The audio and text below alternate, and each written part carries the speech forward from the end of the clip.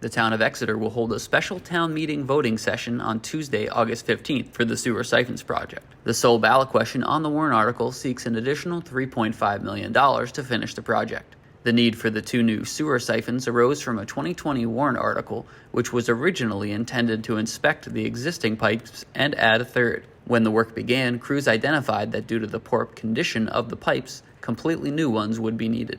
The sewer siphons serve approximately 35% of the town's sewage. If the current siphons fail, sewage could be released into the river or back up into homes and businesses. The town has a contingency plan in place to prevent these events from happening, but the town would face costly penalties for failing to address issues with the sewers. To continue toward the new plan, funds were obtained from the federal and state governments, along with local ARPA funds. Work began in 2022 to install the new siphons, but faced many challenges, including unanticipated ledge, breaks of drilling shafts, and other issues. If approved at the special town election, the funds would go towards completing the project.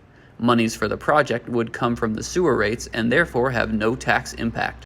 We spoke to town manager Rustine for more information on how the proposed article will impact sewer rates going forward. We expect that the project will have a nominal impact on the sewer rates. We just had a study completed by Underwood Engineers looking at our rates over multiple years, and for FY24 they're recommending a 4% increase in the sewer rate. So what that translates to essentially for an average user for the overall sewer operations is $7.80 per quarter. When we had the new wastewater facility debt service come online for the first time, the sewer rates actually went up quite a bit. They went up order of magnitude of 100% increase. So this increase is going to be obviously a lot less than that. And as I said, it's primarily due to the fact that we have debt service coming off the books for our sewer fund, and this is going to basically come in and replace some of that debt that we're retiring. So that means the impact overall is less to the sewer fund. If the article isn't approved, the town will still need to address the failing sewer siphons and work towards a solution.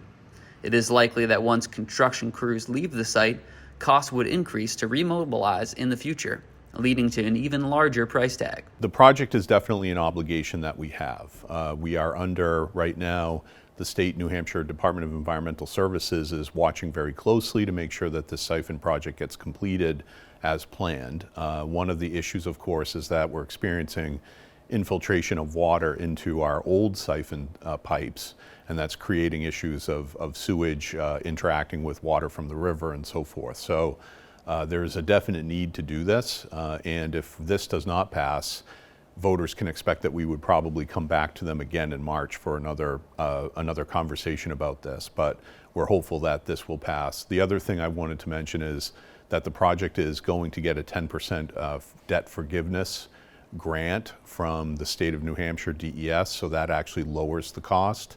And the interest rate on the loan itself is only 2%. So it's a good time, advantageous time for the town to take advantage of those rates and that debt forgiveness to be able to offset the cost of the project. Detailed information about the special town meeting and updates about the project can be found on the town website, including several videos covering the history of the project. Residents with questions about the project and the upcoming special election are encouraged to reach out to town staff for more information. Just like any other election, residents may request absentee ballots if they are unable to make it to the polls on the day of the voting session.